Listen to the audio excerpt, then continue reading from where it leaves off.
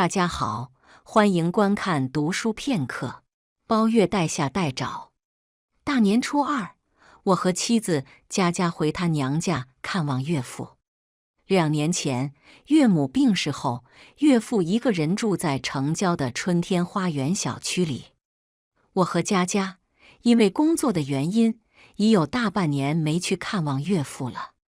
在去春天花园的路上，我和佳佳商量好，趁着春节假期，多陪岳父住几天。当晚，岳父煮了香肠腊肉给我们吃，我喝了不少水，半夜没憋住，起来上厕所。路过岳父房门口时，一阵细微的声音传入我耳中，像是有人在低语，又带着些压抑的气息。我瞬间清醒了几分，脚步也不自觉地顿住了，心里泛起了嘀咕：岳父不是一个人睡的吗？睡前明明没人进屋啊，这大半夜的，咋回事？难不成是我听错了？我屏住呼吸，又凑近了些。紧接着，屋内竟传来一阵让人脸红心跳的声音。我睡意全无，满心诧异，这屋内啥时候多了个女人？我下意识地伸手推了推岳父的房门，推不动，毫无疑问，门从里面别上了。这一下，我的好奇心被彻底勾了起来。我把耳朵贴在门上，仔细聆听。没一会儿，一个女人轻柔的呢喃声若隐若现。这下我确定无疑了，屋里确实有个女人。我的脑海瞬间闪过无数念头，岳父该不会是新交了女朋友吧？可他咋从没跟我和佳佳提起过呢？怀着一肚子的疑惑，我上完厕所，回到房间，看着熟睡的佳佳，我犹豫了一下，最终还是摇醒了她。咋了，孙鹏军？大半夜的不睡觉啊？佳佳睡眼惺忪，语气带着些不满。我凑近她耳边，悄声道：我跟你说，咱爸可能交女朋友了。我刚上厕所路过他房间，听到里面有女人的声音，而且门还从里面别上了。佳佳一听这话，瞬间清醒，眼睛睁得大大的，一脸不信：你别瞎闹，爸他不是那样的人，他要是交女朋友了，肯定会告诉我的，不会藏着掖着。真的，我骗你干啥？不信你去他房间外面听听。我憋着坏笑，心想妻子这好奇心重的性子，肯定得去一探究竟。果不其然，佳佳犹豫了一下，还是坐起身，披上睡衣，她拉着鞋就往外走。我哪能错过这场好戏，也跟着起身，跟在她身后，又来到了岳父房门外。我俩站在门口，大气都不敢出，屋里却安静的只剩下岳父的打鼾声，像是什么都没发生过一样。我心里泛起了嘀咕，刚才明明听到了啊，难不成是岳父发现了，故意不出声？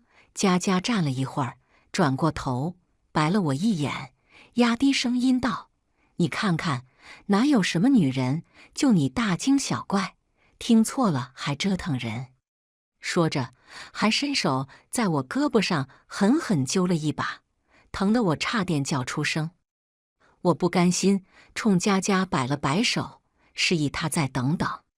于是我俩又在门口站了10多分钟，除了岳父那有节奏的打鼾声，愣是再没听到其他动静。我心里那个郁闷啊，难不成真是自己听错了？可我明明听得真切啊！无奈，我和佳佳只好回房，躺在床上，我翻来覆去睡不着，心里还琢磨着这事儿。佳佳却倒头就睡，不一会儿就传来均匀的呼吸声。我暗暗发誓，一定要把这事儿弄清楚，想着早上早点起来，说不定还能撞见岳父的女友。这一夜就在我满心的纠结中过去了。等我再睁眼，阳光已经透过窗户洒在脸上，抬手一看，都8点了。还没等我起身，就听见岳父在门外敲门。太阳都晒屁股了，彭君、佳佳，快起床吃早饭了。我赶忙推醒佳佳，洗漱完毕，来到餐厅。岳父还在厨房忙碌着，桌上已经摆好了热气腾腾的早餐，豆浆、油条、鸡蛋，简单却温馨。趁岳父不注意，我偷偷溜进他房间，四处打量。房间收拾得干净整洁，床铺叠得方方正正，地上没有一点杂物，更别说什么女性用品和垃圾了。我满心疑惑，难道昨夜真的是我听错了？佳佳见我从岳父房间出来，面带犹豫之色，便笑着问我：“咋，还在纠结你昨夜做梦的事儿呢？”我摇了摇头，一脸坚定：“我没做梦，更没听错。”佳佳见我说的信誓旦旦，吃早饭的时候，她便开始旁敲侧击：“爸，您这一个人，平时也挺孤单的吧？”佳佳先开了口，眼神却时不时瞟向岳父。岳父埋着头，喝了一口豆浆，缓缓说道：“还行，习惯了。你们忙你们的，不用担心我。爸，我是觉得吧，您也该为自己考虑考虑了，有没有想过找个老伴儿啊，互相照应着？”佳佳顿了顿，还是说出了口。岳父的手明显顿了一下，抬起头，眼神里闪过一丝复杂的情绪，随即又低下头，轻声说：“你妈才走2年，我这心里啊，还放不下，这事儿以后再说吧。”我和佳佳听了这话，都是一阵面面相觑。饭后，佳佳更是认定我昨夜是听错了，还一个劲儿地说我神经衰弱，拉着我就去了小区门口的药店，买了几盒安神补脑液，非得让我喝。我拿着药，心里却还是犯嘀咕：昨夜听到的声音到底是咋回事？难不成真是自己神经衰弱听错了？为了弄清事情真相，当晚关了灯后，我故意将卧室门留了个小缝，然后竖起耳朵细听。倘若有人去到岳父房间，必然先进入客厅，再从我们卧室门口经过的。只要我没睡着，必然能够听到些动静，发现些端倪。然而，遗憾的是，还没扛到当夜12点，我就睡着了。等我一觉醒来，已经是早上6点20分了。那个时候，岳父已经开始在厨房给我们一家3口准备早餐了。而他那个卧室的门是开着的，床上的被子叠得整整齐齐。难道昨夜没人过来，或者说初2那晚真的是我听错了？我不甘心。我觉得我40岁不到，还没到神经衰弱的地步。为了证明自己，当天早上吃过了早饭后，我借买菜之名去电器城买了个高清摄像头回来，悄悄放在了空调柜机上。空调柜机正对着客厅和岳父房门，只要有人进了客厅，或者去到岳父房间，都会被放在上面的摄像头拍下。我相信有了这玩意儿，准能揭开事实真相，同时也不用再熬夜偷听了。因为那个监控有回放功能，我白天还可以查看前一天晚上的视频。大年初4这晚，岳父心情好，拿出了珍藏的好酒，我陪着他喝了几杯。这酒一下肚，脑袋就开始发晕，10点来钟，我就倒在床上呼呼大睡了。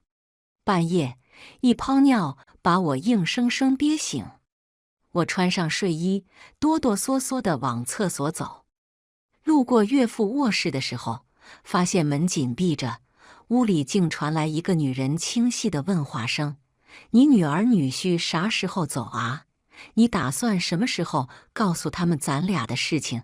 我这一听，瞌睡虫瞬间跑得无影无踪，脑袋嗡的一下就炸开了。啥情况？岳父难不成真交女朋友了？我跟做贼似的，连尿都顾不上撒，就蹑手蹑脚地跑回房间，一把拉住佳佳的胳膊，使劲晃了晃，压低声音喊道：“佳佳，快起来！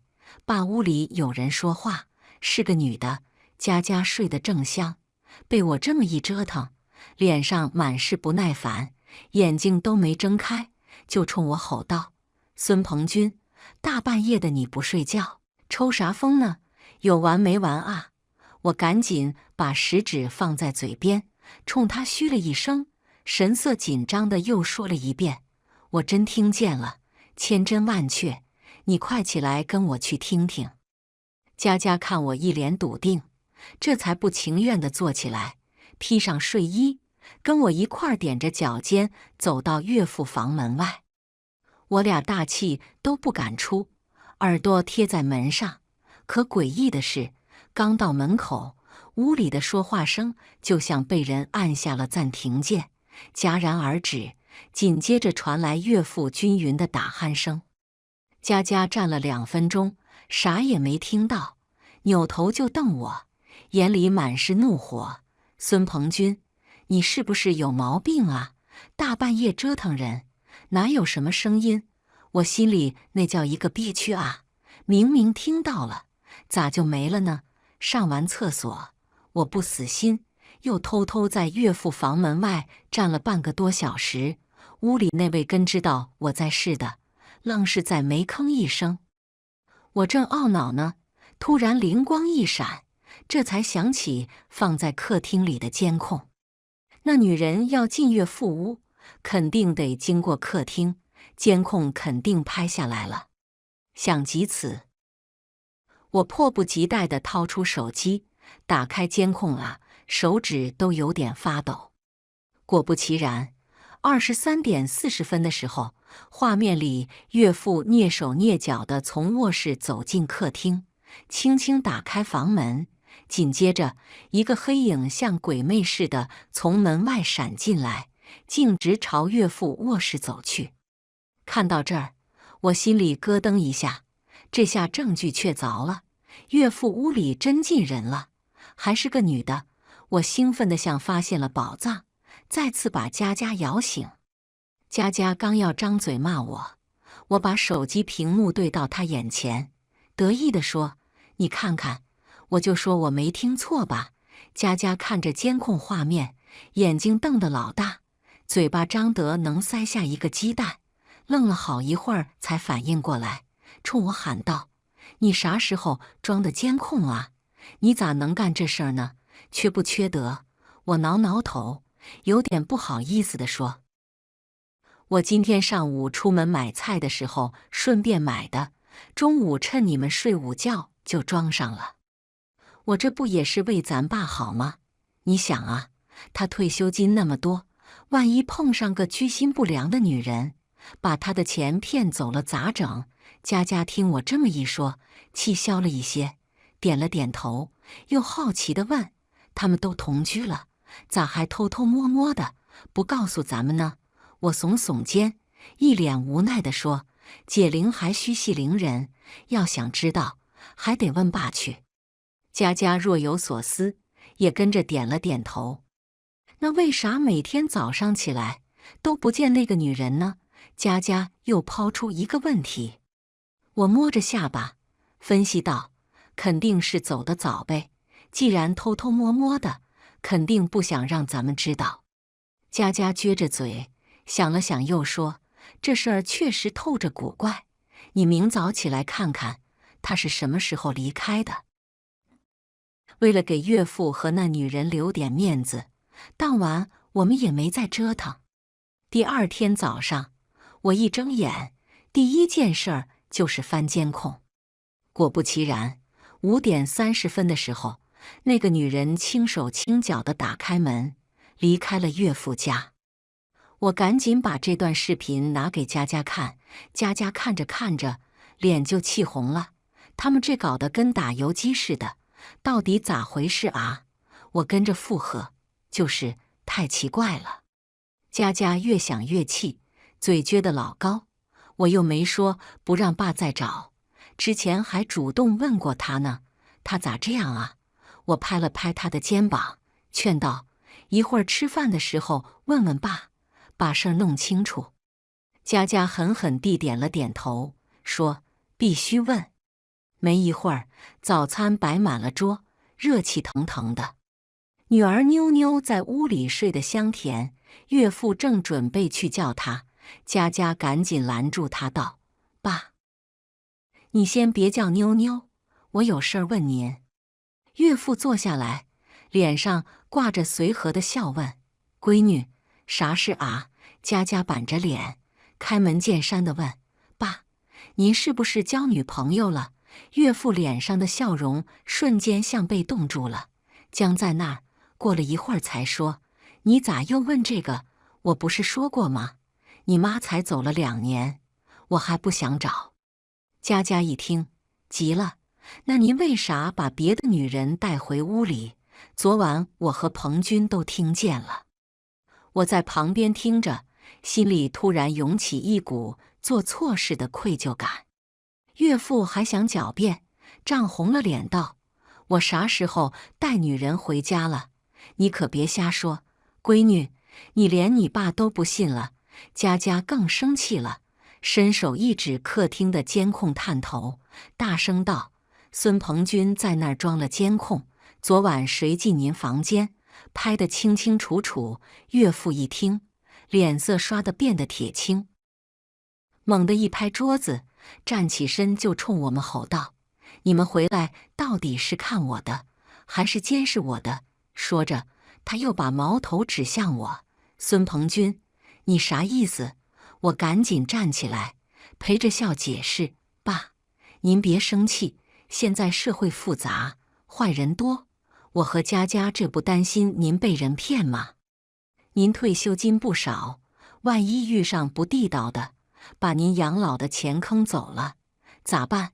我们也是一片孝心啊。佳佳也跟着帮腔：就是啊，爸，您跟我们说说，那个女人到底啥来历，咋认识的？我又没说不让您交往，只要人没啥问题，您光明正大地处就行。我和彭军还盼着有人能天天陪着您，不让您孤单呢。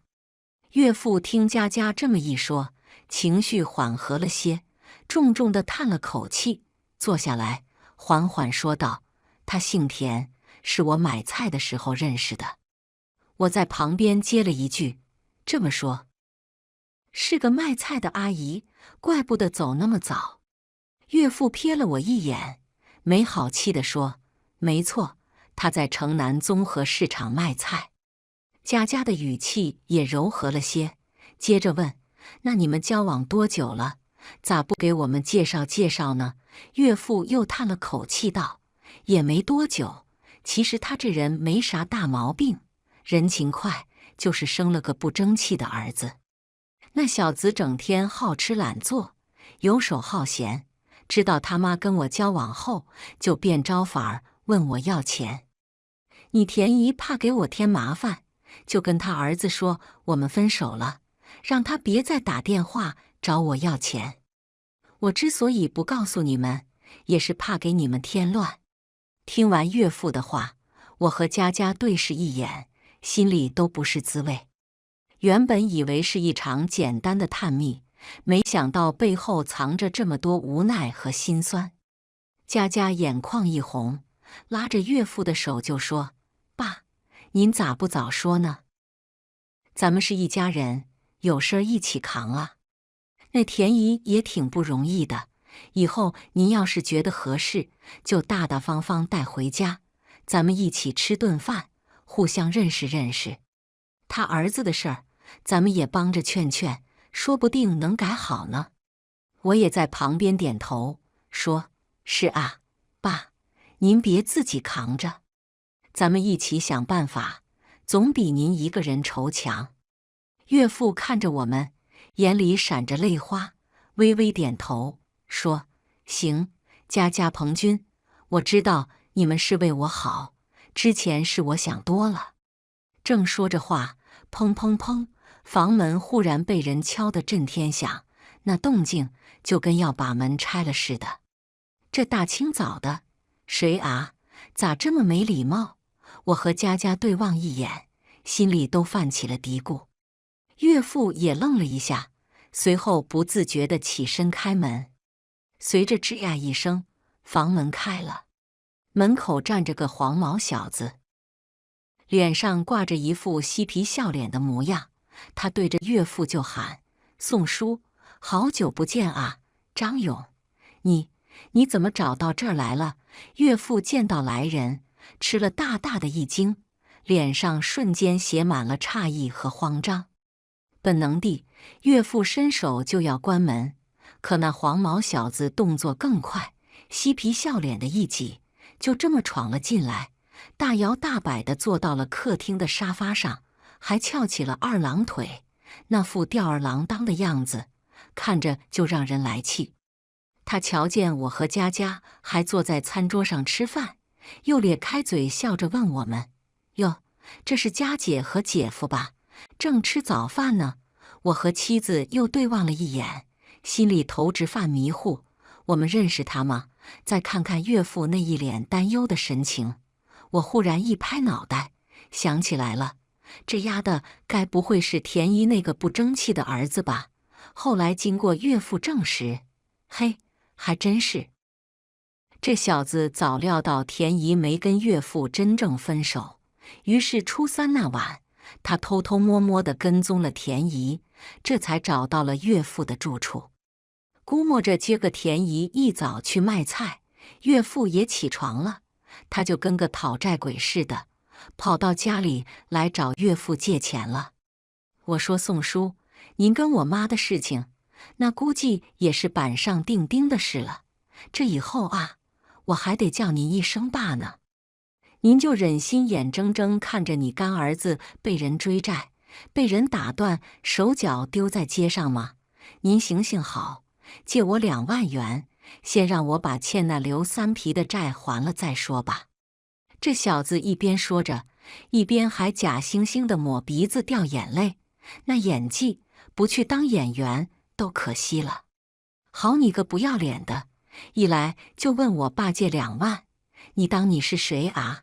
没有。佳佳一听这话，气得脸都红了，不停地给我和岳父递眼色，那眼神就差没直接说快把这个讨厌的家伙赶走了。可张勇那脸皮比城墙还厚，就这么赖在沙发上，跟个没事人似的，无动于衷。岳父呢，碍于田姨的面子，犹豫了半天，只得说道：“我现在手里头没那么多钱，最多只有2000块，2000都没有。”佳佳见岳父又想行善做好事，急得直接打断他的话，同时对着张勇大声呵斥道：“你再不走，我就报警了。”“呵呵，佳姐，都是一家人，你干嘛报警呢？再说了，警察也不能管咱家里的事啊。你说是不是？”张勇一副满不在乎的样子，好像是很懂行似的说道。我看着这小子，心里头琢磨了一下，又道：“你有手有脚的，干嘛不去找工作挣钱啊？只要你想搞钱，我倒可以给你指个出路。”“哦，什么出路？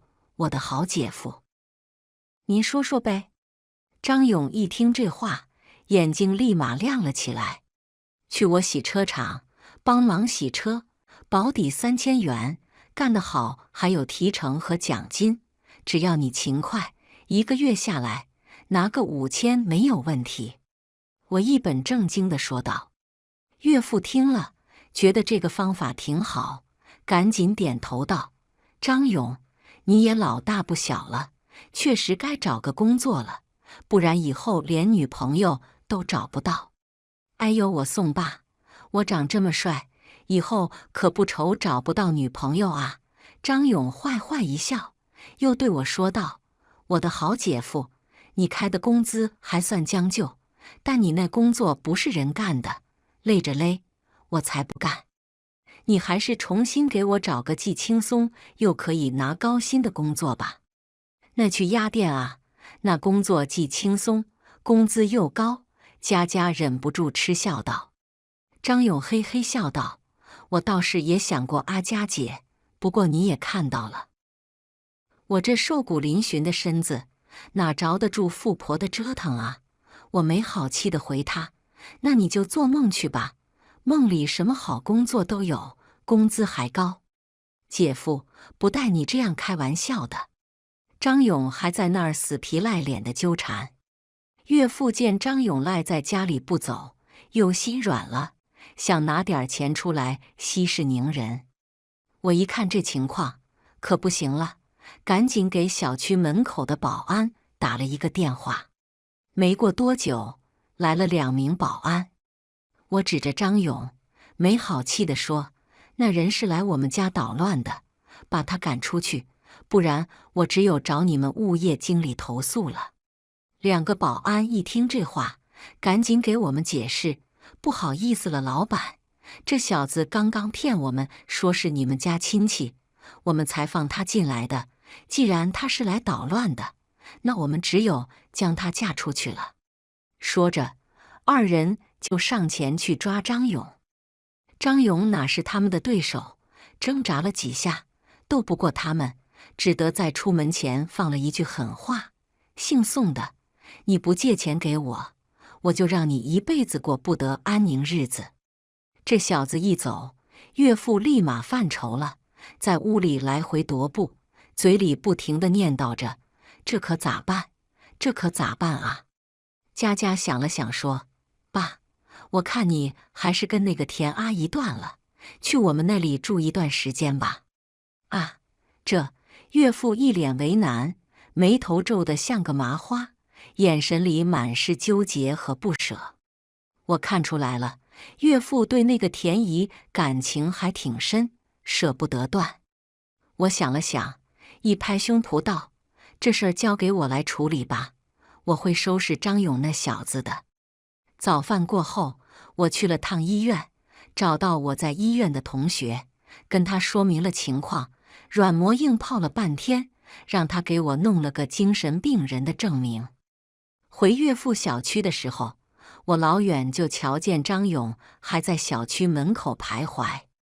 我估计他是想蹲守在这里，等岳父出来，然后继续纠缠他。我二话不说，一个箭步冲上前去，揪住张勇就是一顿胖揍。这小子一开始还跟我还手，奈何干不过我，2分钟后就败下阵来。等我把他打得鼻青脸肿，像个猪头似的，他才反应过来，急忙摸出手机报了警。我在他报警的同时，也给岳父和佳佳打了一个电话，让他们到小区门口来。等他们来了，我跟他们说了几句话，然后悄悄把精神病证交给了佳佳。没过一会儿，警察就来了。佳佳立马将我那证件拿出来，满脸堆笑地陪着不是道：“警察同志，实在不好意思啊，我老公今天出来没吃药，就成这样了。”警察看了那证件后，叮嘱了几句，只让佳佳和岳父加强对我的管理，就准备撤了。张勇这下可不干了，一阵郁闷的同时，还追着警察问：“警察同志，那人把我打成这样，你们怎么不抓他啊？谁让他是个精神病患者呢？你还是自认倒霉吧。”带队的警察丢下这句话，便讪笑而去。不用说，他们肯定知道张勇的底细，所以也没去查我那个证件的真假。我等警察一走，便又揪住张勇的衣领，恶狠狠地说道：“你以后还敢纠缠我岳父，我见你一次打你一次。”张勇被我打得服服帖帖，听了这话，这才认怂地表示：“姐夫，我不敢了，您还是帮我找个工作吧，除了洗车，没有别的工作。”我才不想跟这小子讨价还价呢。张勇犹豫了一下，估计也是别无选择了，这才哭着脸点头道：“洗车就洗车，只要您别拖欠工资就行。”我笑着拍着他的肩膀道：“放心，我每个月25号会按时发放上个月工资的。”经过这么一闹，张勇这小子总算是老实了。岳父也对我竖起了大拇指，直夸我处理得好。从那以后，张永贞就在我那洗车场里干起了活。虽然一开始还是有些偷懒，但在我的调教下，也渐渐变得勤快起来。这事之后，岳父和田姨也正式处起了对象。2个月后，当我把张勇的4500元工资递到田姨手里，田姨噙着泪，不住对我感激道：“彭军，谢谢你让我们家勇子走上了正道，您就是我们家的恩人啊！”我笑着摆摆手道：“田姨，咱一家人不说两家话，只要你不怪我对张勇狠就好了。那小子从小被我惯坏了，如今你把他调教得服服帖帖的，我感激你还来不及呢，怎么会怪你呢？”田姨握着我的手，开心地笑了。我和妻子看到岳父和田姨母子相处和睦，也就放心了。